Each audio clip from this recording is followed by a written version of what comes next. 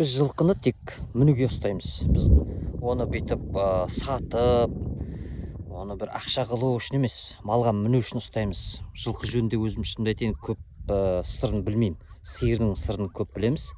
Сиырды өйткені бағамыз, қағамыз, сатамыз деген сияқты. А мына жылқының мен сырын білмеймін көп. Жылқы білетіндер болатын болса, мынаны көріп отқан мезгілде. Бүгін 2026 18 июль.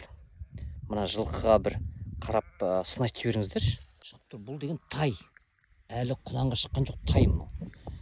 Қыста біреуден алдым, алғанда мінуге берді, үсті жалбырап, қотыр болып келді.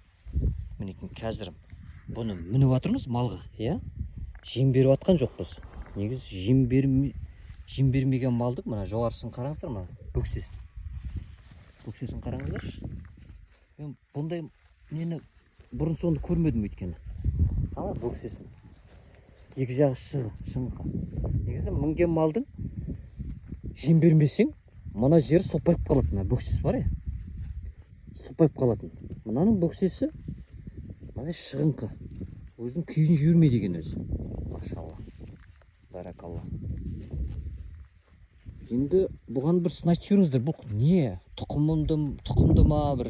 Әлде бір жабы деген не? Бұны санына қарасаң да бір.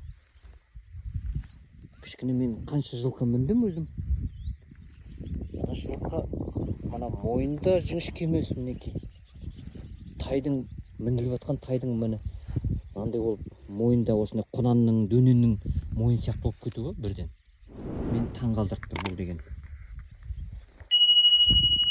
Төсі де шығыңқы бері қарай.